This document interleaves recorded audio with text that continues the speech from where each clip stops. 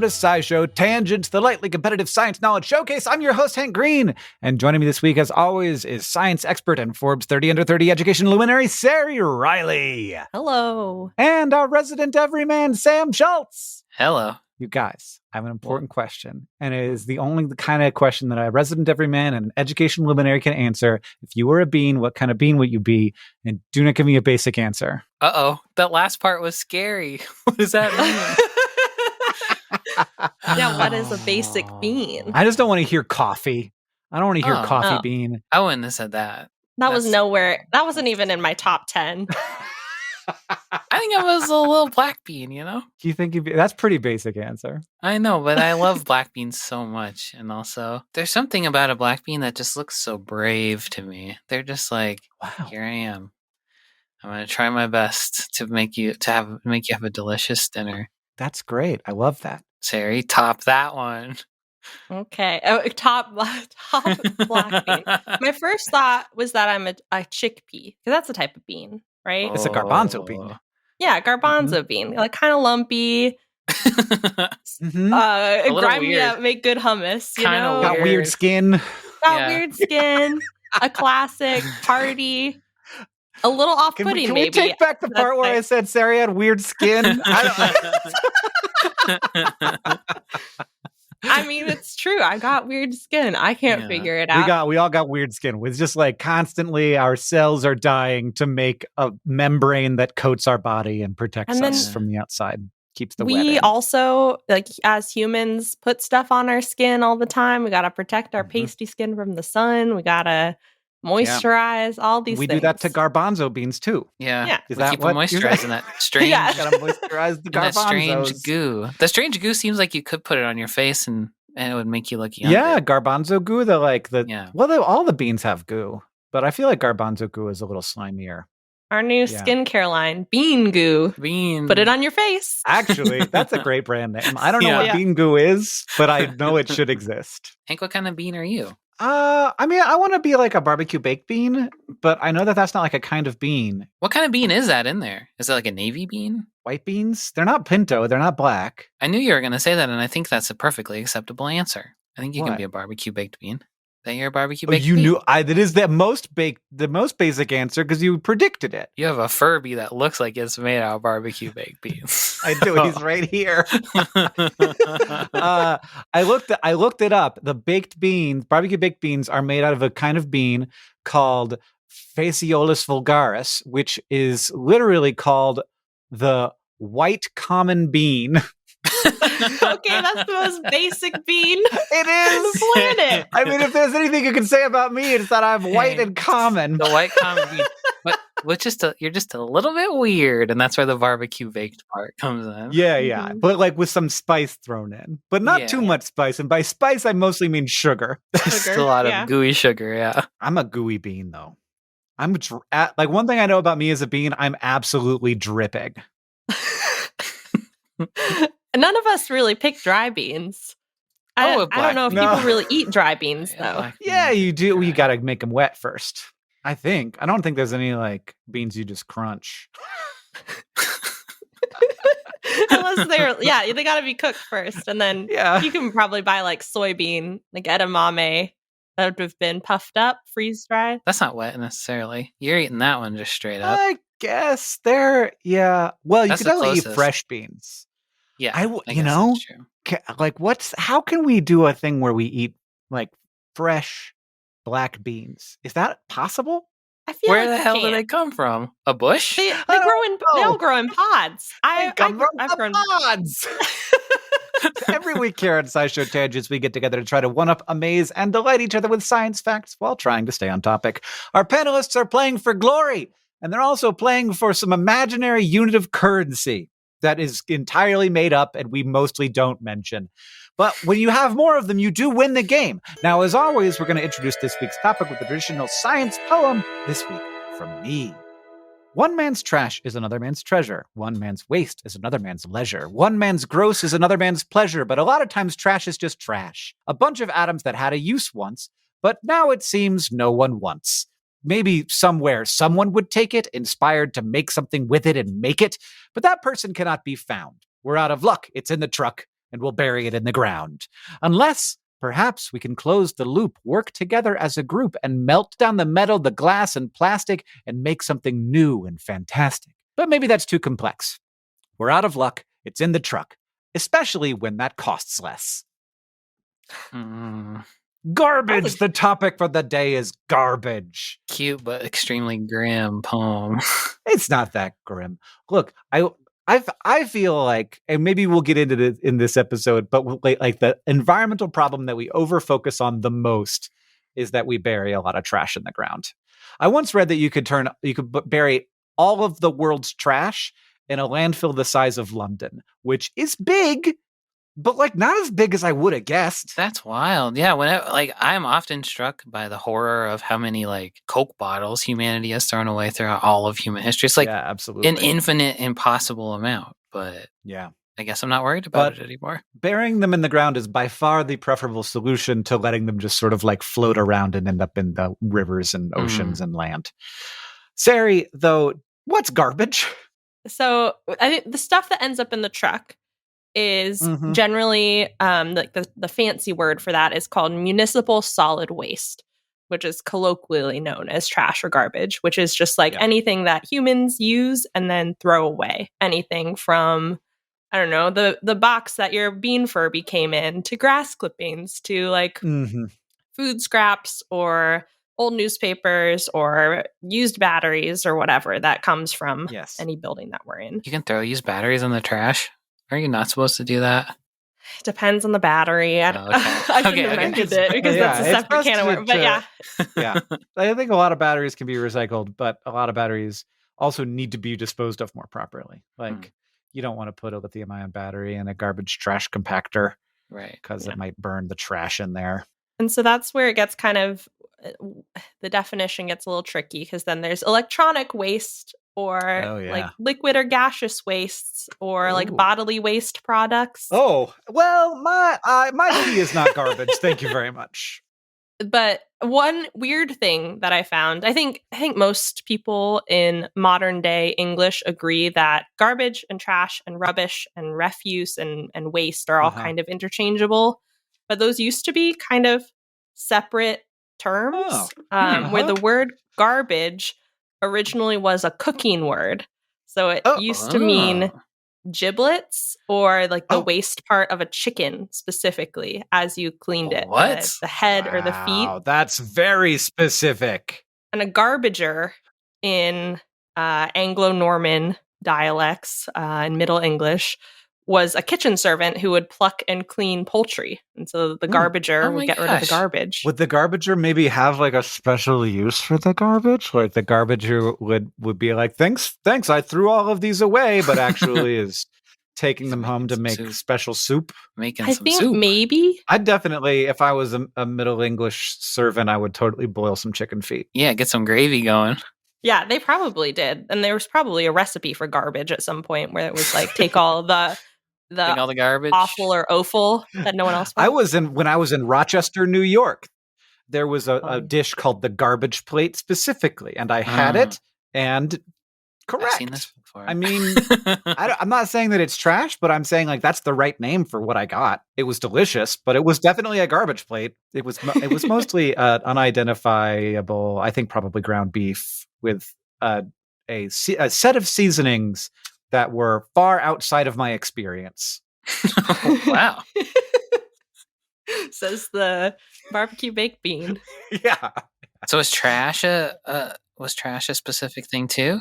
So what's weird about this is once you go further back than Middle English, we have no idea where any of these words came from. They're all like origin uncertain, origin disputed. But somewhere around Middle English, we just had all these different words for different things. So garbage was like food, trash. Rubbish was like dry stuff, whether it's like building rubble or boxes or bottles or tin cans or whatnot. And again, in this like mystery, people are like, maybe rubbish is related to rubble, but that word also has an uncertain origin. So I don't know. They could just refer to the same thing. Trash.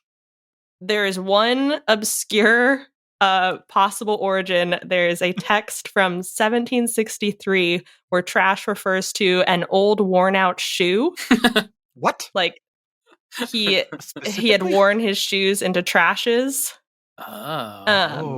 But we don't know where it came from. From the 16th century onward, someone just started using the word trash. And everybody else said, yeah, that's right. That's right. It's trash. And then waste has a little, like, goes back a little bit further, but more in the sense of wastelands, like desolate regions. And so like waste meaning to damage or destroy, or to be empty or desolate. Waste is the most serious trash word of all of them. That's the scary one. Yeah. The other ones can be a little cute, but waste, toxic waste. Yeah, rubbish I think is specifically very like, Yeah. I feel like it's British too. Definitely. All British trash is rubbish for sure. Yeah. Rubbish. In the bin. Could just put it in the rubbish bin. We're in America. We got all our slop trash. In the garbage. Put it in the trash can. In the garbage can. Yeah. Trash can is way, way worse than a rubbish bin. Rubbish bin is adorable. Trash can is where monsters live. I'm the trash man. Yeah, it sounds vaguely threatening when you say it that way. I'm the trash man. They're all really fun words to say, though. Garbage, trash. Garbage, waste, refuse, dregs. That's a good one. Well, now we know so much about trash. And we all, I feel like, had a fairly good idea. Look, we've got two types of garbage. We've got the type that you can turn into something useful, and you got the type that you can't. And those are... You don't have time to think about chicken wet necks garbage, anymore. the dry garbage. That means that it's time to move on to the quiz portion of our show. Packed into our garbage is the full breadth of human experience. So it only makes sense that as we dive into the weird world of garbage, we'll find a whole array of strange words. So today, in honor of our trash vocabulary, we're going to play the scientific definition. I will present you with some kind of word associated with trash, and then you have to come up with an idea of what you think that word actually represents. And whoever comes closest, according to my judgment, will win a point, or a Hank buck, or whatever it is that we've got. A Hank cent. You guys are playing for Hank cents today. Inflation's run wild. We've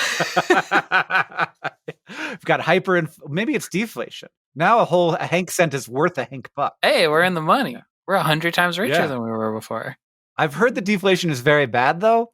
So whatever else is going on in the SciShow Tangents economy is terrible, but this is good. That bubble's gonna pop. That's I feel like what people say all the time about economies. The SciShow Tangents bubble is ready to pop. And by pop, I mean tell your friends about us. The first word that you have to tell me what it means is Neptune Balls.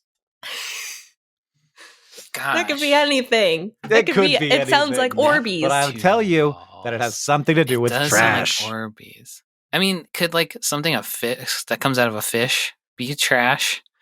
Neptune balls are something that comes out of a shark that just gloops. Yeah. It just gloops onto the beach, and it's no good for anybody to look at. Yeah. Like it's a pearl made from when a shark eats plastic. And it's like it forms in the shark's belly, and then they puke it out, and in the middle there's a rubber duck, but all around it it's just like shark goo. Yeah, it's shark Neptune puke. Ball. That's what it is. Yeah. Like that's Neptune's problem, not a land god. I'm gonna say it's like when Walt Disney was coming up with the like future zone of the park. Love this. I feel like in the way that Epcot was supposed to be the future technology, he was trying to invent the next stage of trash can and came up with the spherical vessel called the Neptune Ball.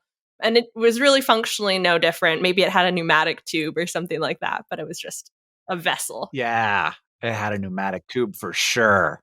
Yeah, Disney and his Neptune Balls. What an insane guess that was. Both of your guesses were top tier and unhinged, and I loved it. And Sam's is by far closer. All right. Incredible. So that you get one Hank cent. Neptune balls are bundles of seagrass that trap plastic in the Mediterranean Sea. Oh, no. The species Poseidonia oceana has long leaves, and they can form meadows But the shed leaves can bundle together with dead rhizomes of the plant, and those bundles end up washing ashore as Neptune balls. Between 2018 and 2019, researchers did a bunch of research on Neptune balls and loose leaves of this plant. They found 600 bits of plastic per kilogram in the loose leaf balls, and the Neptune balls had around 1,500 bits per kilogram. So seagrasses might be providing a way to take plastic garbage out of the Mediterranean Sea. Oh, good. Okay, so that's actually good news. I take you back the Neptune ball, and you can just take it and bury it deep in the ground. Throw it in the trash can. Number 2. Can you tell me what a laser broom is? Well, isn't that obvious? Yeah, maybe. A laser broom cleans the big old circle that we shoot the atoms through. Pow, pow, pow. What is that thing? The thing under France that we're all large Large Hadron Collider. Okay. Laser broom. They shoot it through, sweep out all the dust. Particles. Yep. Yeah. Yeah, that is in the same vein. I think it's something that's on like the International Space Station or something. Totally. And you got asteroids or the tiny ones, the little rubble. And sometimes you just need that to be gone so your sensors are clear. And you got laser brooms for that. You gotta zap them off with the laser broom. Yeah. Sari, that's definitely closer. You get a Hank scent.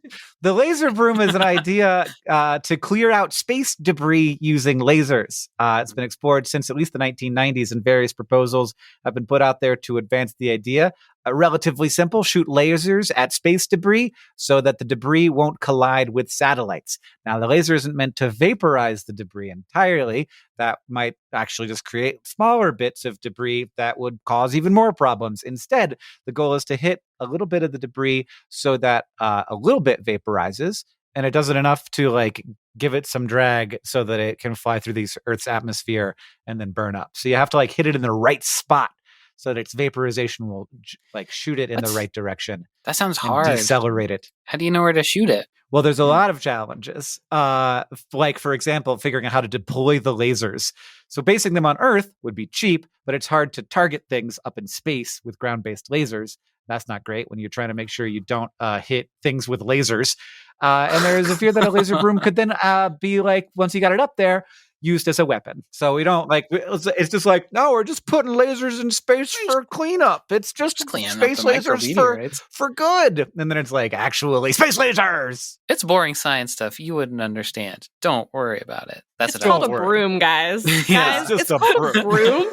Have you ever seen anyone hurt someone else with a broom? Yeah. And then flash forward to SciShow tangents and like in like 2,000 years, and Sari in 2,000 years is like, well, brooms used to be the word we used for things that swept the floor, but then in the 2020s, but now it converted, and now it's what we call our most devastating weapon. All right, your final word is wishcycling. Oh, that's nice. That sounds like it's going to really be dark to me for some reason. It involves the corpses of very small bugs somehow. Oh, okay. Some kind of nest. In what way? How? Some kind of nest. What do they do? They fall in in a hole. And, okay.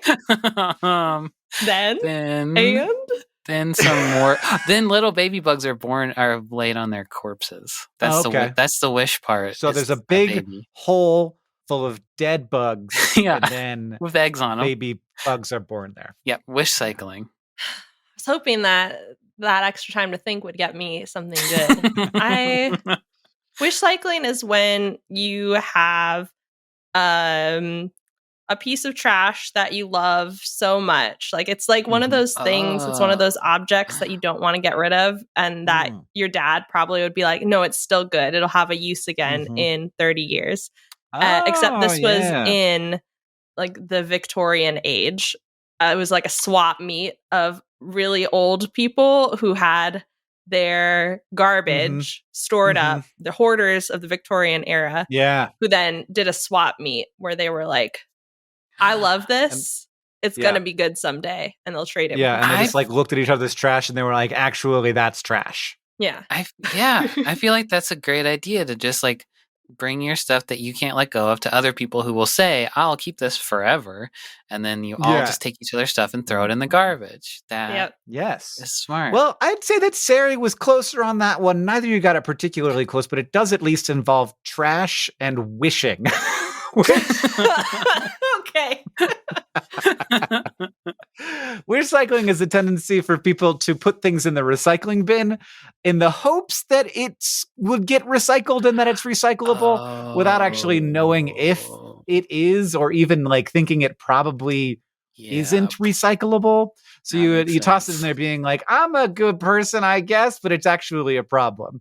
So Rebecca Allman tried to trace the origins of wishcycling, and the first occasion she could find was a 2015 article, The Word, by Eric Roper, about the recycling industry where wishcycling was creating a strain on recycling programs. The term started out as a way to refer to a consumer behavior, but Altman found that over time, wishcycling also became a way to refer to a systems level issue where even items that are labeled as recyclable will not end up being recycled. Because the systems are not there and there's not demand for that product. So we say recyclable, but it's not recyclable. This is the case with a lot of plastics. It's very hard, it turns out, to recycle plastic. And plastic isn't one thing. I think it's easy in the like paper, metal, plastic. I think metals look different enough, or we have more shared vocabulary around copper versus lead versus other things. But plastic, we call everything plastic. And it all looks like plastic. It's very hard to tell the difference chemically. Yep. Yeah. But like on a molecular level, you can't recycle some because of the way that it formed or because of the way those bonds break and reform with various levels of stability. And I think that's harder to get across in a sciencey communication way. Whereas aluminum, you just heat it up and all of the plastic and paint that's on the aluminum just burns off and then you get the metal back. Well, what the hell are we going to do? I don't know, man. I think probably use less single-use plastics. I would say that's like seems to be the thing to do. I think that the problem is not that we aren't recycling it effectively. I think the problem is that it is too easy to use it once. See, it was dark. I knew it was going to be dark. That one is, you were right that it was dark, but you did not get the point for that one anyway, because it wasn't so dark as to be a grave of gnats with a bunch of bug eggs in it. Hole. It's a bug hole. Yeah, actually, there is a word for that. It's called a bug hole, Sam. As you well know. Shoot. All right, Sari's got 2 to Sam's 1. Next up, we're going to take a short break. Then it'll be time for the Fact Off.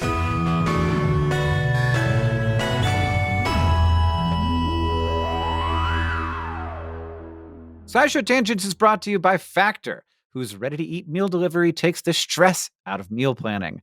Stress is stressful. I don't like it. Life just goes and goes, and it doesn't ever stop going. There's always something else to do. And one of those things is a very important thing called eating dinner. To eat dinner, one must pick out what they want to eat and then go to the grocery store and then buy the stuff and then chop the stuff and do other things to this stuff. You have to heat the stuff and put it in water. And then afterwards, you have to take the things that you heated it in and they're gross and you have to make them clean again. Meanwhile, life is still happening. That all that's building up around you. This is terrifying. I never want to cook again. You're right, Factor ad. I don't want to have this happen. This is unacceptable.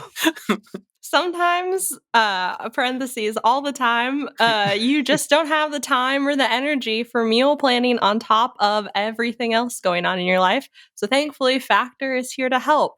Factor's 2-minute meals are your secret weapon come mealtime. You can get chef-crafted meals that are better for you and better tasting than takeout, delivered right to your door, ready to heat and ready to eat. No prep, no mess, no sink full of dishes, no stress. We're kicking stress out the door in 2024, and I certainly hope that's true for me. Heck yeah, Factor. Kick my stress. Right out the door. I'm gonna get a chest freezer just for these meals.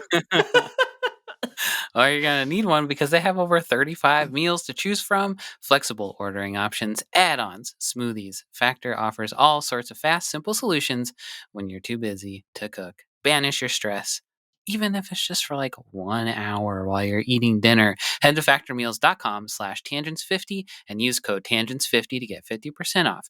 That's code tangents50 at factormeals.com/tangents50 to get 50% off.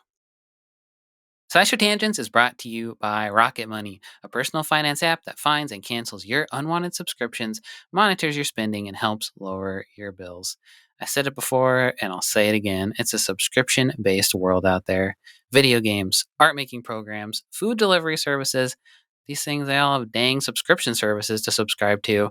And I don't want to cast aspersions? Dispersions? What? Aspersions. One of those. Aspersions. Yeah. But it does seem like part of the subscription business model is to get you to subscribe to something and then hope that you lose track of everything you subscribe to and just keep forking out $10 a month until the sun burns out. And you know what? That's actually a pretty good idea on their part, but it's not such a good idea for your wallet. Your money is like a bean. You want to plant it in fertile soil. You don't want people carving off pieces of your bean all the time. That bean's not going to grow if there's a constant drain on the bean. That is where Rocket Money comes in. With Rocket Money, you can see all your subscriptions in one place, decide what you do and don't want, and cancel things with just a tap. Rocket Money will even try to get you a refund for the last couple of months of wasted money. And beyond beans. And beyond subscription canceling, Rocket Money helps you build budgets, track your spending, and more. There's all kinds of ways to take care of those beans so they grow into a nice big bean plant. It has over 5 million users, and it helps save members an average of $720 a year with over 500 million in canceled subscriptions. What would you do with 720 beans? I'd buy more beans. Different kind of bean, I guess. A cheaper, beans, more of a cheaper type you of buy bean. cheaper beans with your expensive beans. Yeah, until I had an infinite amount of the cheapest bean you could possibly have. Subscription companies hate this one simple trick because you figured out their plot and now you can use that money for beans instead. Stop wasting money on things you don't use and start using money on things like beans. Cancel your unwanted subscriptions by going to rocketmoney.com/tangents. That's rocketmoney.com/tangents. rocketmoney.com/tangents. SciShow Tangents is brought to you by Shopify. Hank, when you started your career as the internet science man, was opening an online store something that you were really thinking that hard about, or something you thought you'd do in a billion years? I was making a shop before I was an internet science man. Oh, what? That was the first thing I did. I was that first. Wow, I got to learn my Hank history. How did that go for you? Good. Here's what I'll tell you. Like the part where we start selling a thing and you get to see the number go up is so exciting. And when it's just like you by yourself, you got to be careful. But luckily, Shopify has all kinds of little tools to help you with that, to help you with increasing conversions, to help you with managing orders, with customer support, with all of the stuff. Because it's I don't know. It feels like the industry standard. And so there are all kinds of plugins that you can use to make your Shopify work for you in particular. That's right. Shopify is a global commerce platform that helps you sell at every stage of your business, from vlogging in your parents' basement to treading the boards of Carnegie Hall. Now, it was my basement. It was my basement of my own home that I was renting, the downstairs of. If you say so. From your first sale to your 1 millionth, Shopify is here to help you grow. And they've got a proven track record, my friends. Shopify powers 10% of all e-commerce in the US and powers entrepreneurs in 175 countries. They have, as Hank mentioned, the internet's best converting checkout, 36% better on average compared to other leading commerce platforms. And they have award-winning customer service, because businesses that grow with Shopify. You can sign up for a $1 per month trial period at shopify.com/tangents, all lowercase tangents. Go to shopify.com/tangents now to grow your business, no matter what stage you're in. Shopify.com/tangents, all lowercase.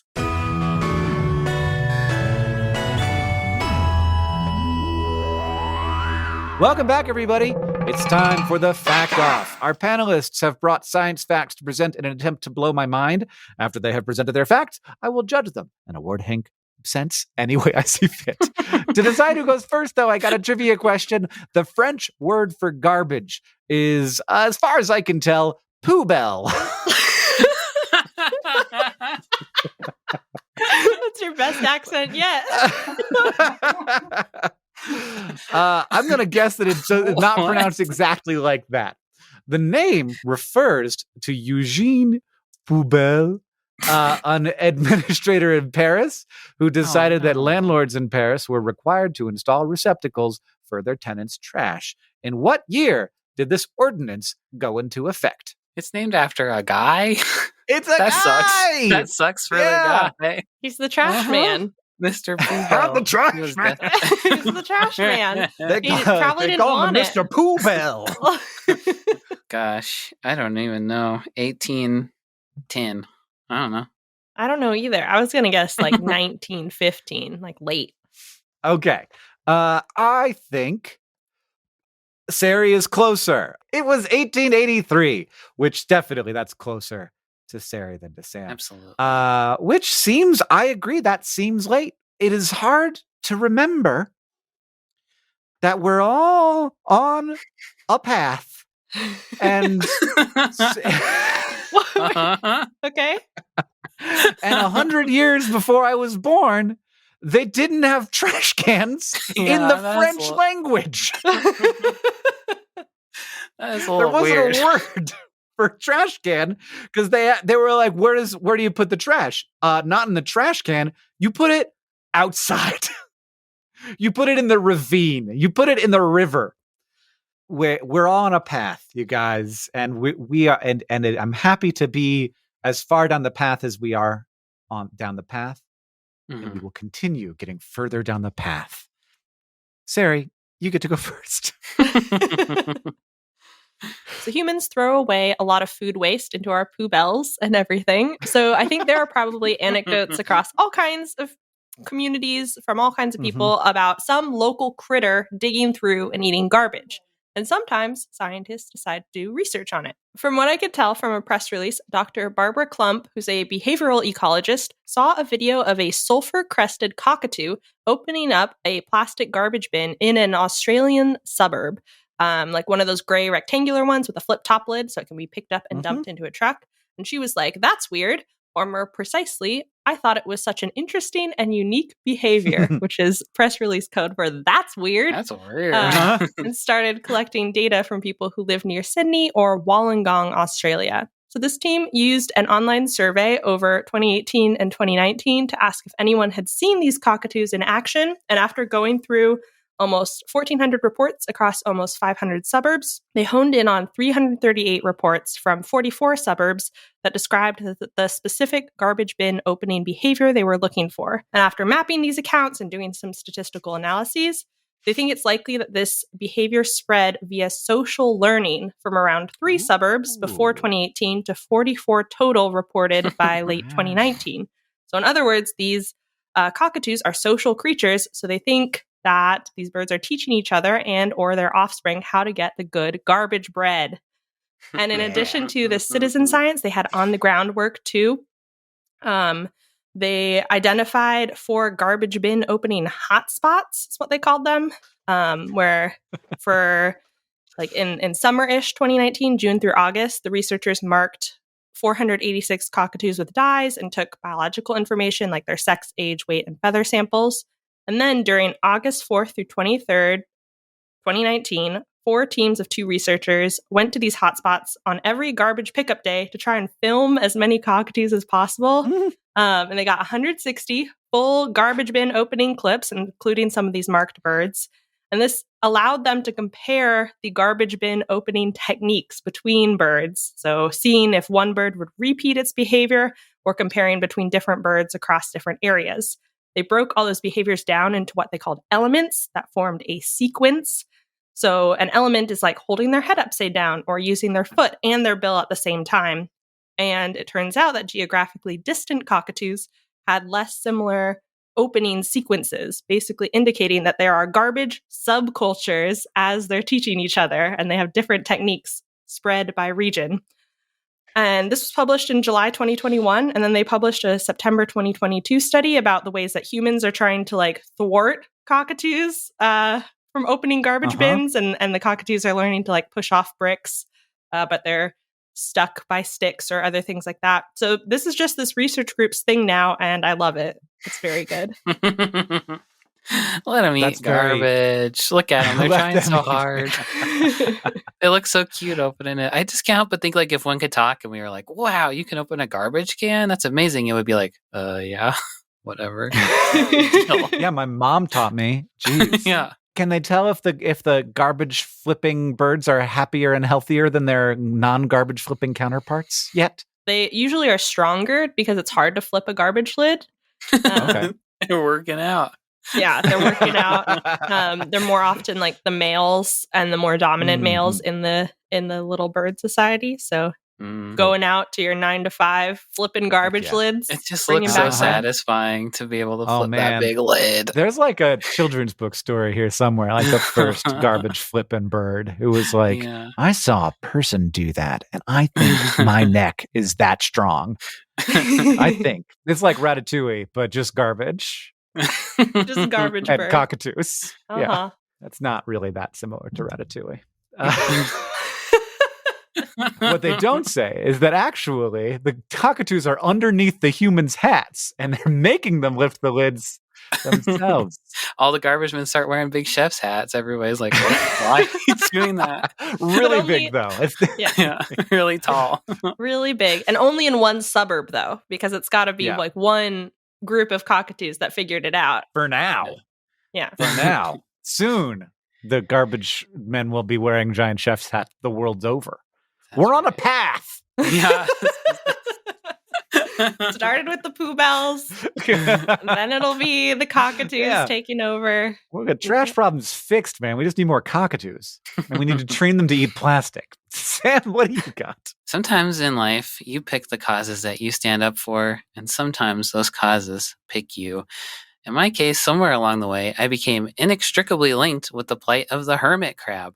I really only just mentioned them like one time in my whole entire life.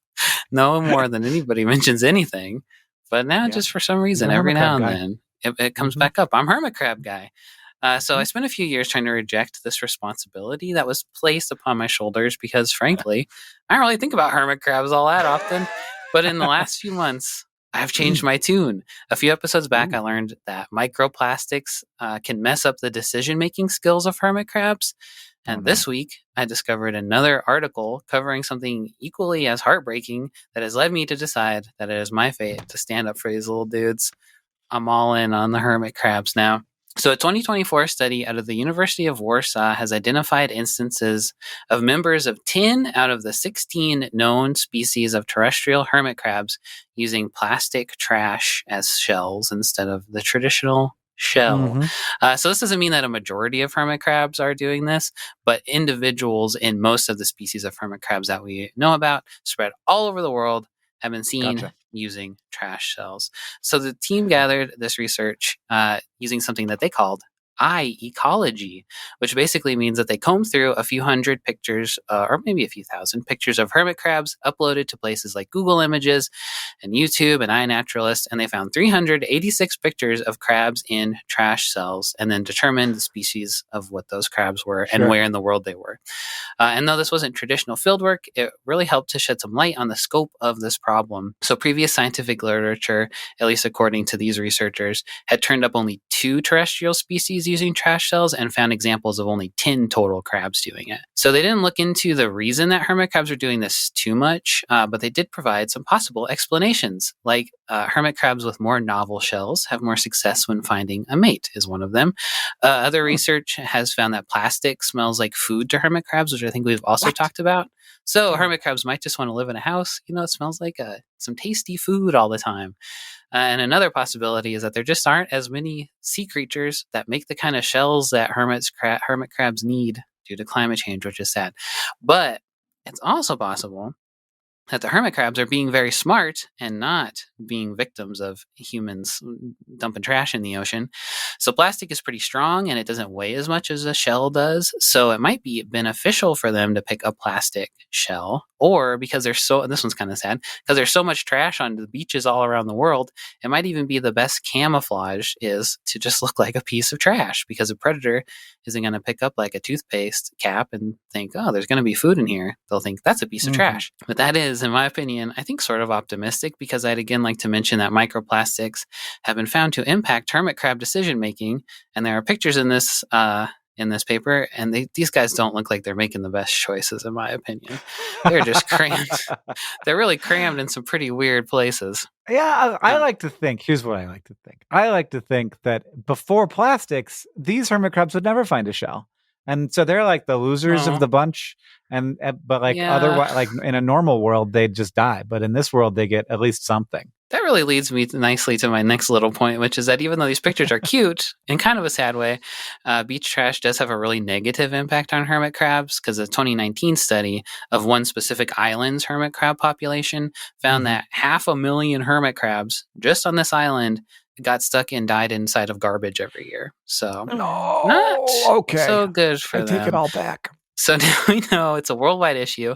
And the next step, I think, is what they were talking about was a worldwide census of hermit crab shells to figure out just, how screwed these guys are. So sorry again, hermit crabs. You guys think that we could help them do a worldwide census of hermit crabs? Absolutely. Well, no, because we live in Montana. Sari maybe could. Well, no, I don't think that we would do it. I think that we would ask people.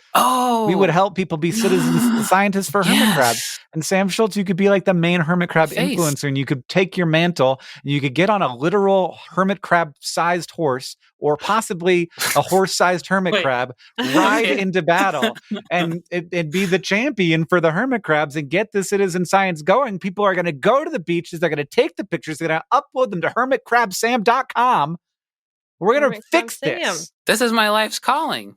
We just figured it out live on the radio. You're going to be on like a parade float. Yeah, a parade float that's got a hermit crab, not the size of a horse, but the size of a horse that's the size of a big elephant. Yeah. I don't know where we're going to find this. That's the size of a horse that's the size of an elephant. I think I got that one perfect the first try. I feel like you're really focusing on a strange part of this. That's okay. I think it's all about the mode of transportation. And then the rest is up to you, Sam. Okay, well, I like this. I think this is going to be my new life's purpose. So that means I should probably win the round, the fact off, huh? Pretty big day for me. Let's see. I have to decide between our two facts. We had sulfur-crested cockatoos opening garbage cans because of social learning. We got hermit crabs using plastic trash as shells. And it's a little adorable, but also deeply sad. Sam, I'm going to give it to you. I think we have to. Even though Sari was ahead coming into it, I think we have to give it to Sam, because he is the true champion of the hermit crab. And now it's time to Ask the Science Couch, where we ask a question to our couch of finely honed scientific minds. Mooney Riot on Twitter asked, is there any environmentally friendly way to convert garbage into energy? And then Sid, just a guy on Discord, asked similarly, I've seen a great deal of positive information about using trash to generate power. Why does the public at large seem so opposed to this process? I mean, it's trickier than just burning fuel. So like methane is one chemical. And so you know exactly what's going to come out of the smokestack. You can scrub it. You can, it's a fairly clean burning fuel. Trash has a bunch of stuff. Trash's got all that phosphorus and that nitrogen and all this stuff that's in food waste and trees and etc. Now, the good thing is that it's carbon neutral. So everything, like most of the stuff that you're going to burn was like grown. So like the flammable things are like banana peels and trees and yard waste and stuff. So all that stuff took carbon out of the atmosphere and we're just putting it back in. It would get back in just by normal decay. But it does make it go away. And I think that people are opposed to it because it can add pollutants to the air nearby them. I think that's the big concern. And that is hard to avoid because it is a dirtier fuel. It's just got it's more more chemicals, more atoms, more kinds of atoms all mixed together, getting hot and creating compounds that are not the ones that you wanted to create. How does that align with reality, Sari? Yeah, I think so. So waste to energy plants, or what they're generally called, are the places where we burn municipal solid wastes, and different countries do it a different amount. But yeah, for that reason, you can have various amounts of sorting before you burn it. You can have various amounts of post-processing afterwards to make it safer, like the ash and the smoke and whatnot that you then have to dispose of somewhere. And I don't know about public opinion, but I think it's such a thorny issue because it's the intersection of so many different things, of like governmental policy and taxes and the available space you have. So like the US has a lot of landfills because we have a lot of available space. And so it's cheaper and easier to like prep a giant hole in the ground with a lining to prevent the garbage juice, which is called leachate, from seeping into the groundwater. I forgot about garbage juice. That's an important part too. So dealing with the garbage juice by sealing it in, and then monitoring the gases that come off of it, and either using them, like that's another way to do it, is like harnessing that landfill gas, which is usually a combination of methane and carbon dioxide, and turning that into fuel as opposed to just like letting it leak into the atmosphere. But in the US, we have a lot of space for landfills. And so countries where there isn't that space to build big pits and do processing that way, then it's cheaper or more incentivized to figure out other ways to turn waste into energy. And so it's like no matter what country's system you look at, it's based on all these various pressures. And like anything that we're looking at for, I guess, a more environmentally friendly way, there's like gasification that people are getting more interested in, which is instead of combustion, so like burning the fuel, which is in this case garbage, turns it into ash, and it provides heat, which heats water into steam, and then that steam turns a turbine, which is like fairly common to how we generate electricity. But the gasification heats up the waste product and then turns it into a combustible gas. So then the gas produced is the fuel itself, and then like some solid off product.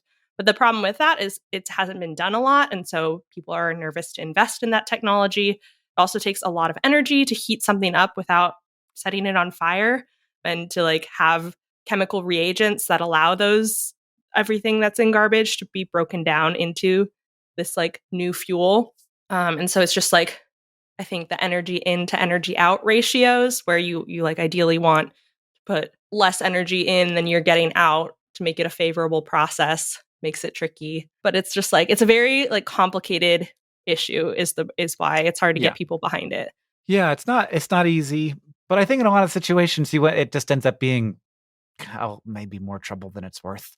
I'm not super worried about the burying of the trash, so maybe I should be more worried about it, because the trash has a bunch of bad stuff in it that you don't want leaching into the groundwater. But at the same time, you don't want to burn that stuff because then it's going to be in the atmosphere. So you only burn the trash that's not going to be toxic to burn. Can't win with this stuff, huh? You know, we got solar panels, we got wind turbines. Maybe we're going to get some good geothermal. I love the Earth's energy. It's got so much of it. And it's right below our feet. By right below, I mean pretty far down, but it's there. The way you're wiggling your fingers is very supervillain-esque, Hank. I don't know what. What are you going to do with all this energy? We're going to drill down into the earth. We're just going to make a volcano. We're going to put a big thing on top of the volcano, and we're going to use it to power our space laser. And we're just going to call it a broom. But it's going to be the most powerful weapon. I'm going to carve my name into the moon. Well, that's nice. They'll stop calling it the moon. They'll call it Hank, because it'll say Hank on it. It's a full Hank tonight. If you want to ask the Science Couch a question, you can follow us on Twitter and on Threads at SciShow Tangents, where we'll send out topics for upcoming episodes every week. Or you can join the SciShow Tangents Patreon and ask us on our Discord. Thank you to @CodySmileyLAT on Twitter, the Space Say on Discord, and everybody else who asked us your question for this episode. If you like this show and you want to help us out, it's easy to do that. First, you can go to patreon.com/SciShow Tangents. Become a patron. You get access to things like our Discord and our bonus episodes. Shout out to patron Les Aker for their support. Second, you can leave us a review wherever you listen. That's helpful, and it helps us know what you like about the show. And finally, if you want to show your love for SciShow Tangents, just tell people about us. Thank you for joining us. I've been Hank Green. I've been Sari Riley. And I've been Sam Schultz. SciShow Tangents is created by all of us and produced by Jess Stempert. Our associate producer is Eve Schmidt. Our editor is Seth Lixman. Our social media organizer is Julia Buzz Bazzaio. Our editorial assistant is Debuki Chakravarti. Our sound design is by Joseph Tunamedish. Our executive producers are Nicole Sweeney and me, Hank Green. And of course, we couldn't make any of this without our patrons on Patreon. Thank you. And remember, a mind is not a vessel to be filled, but a fire to be lighted.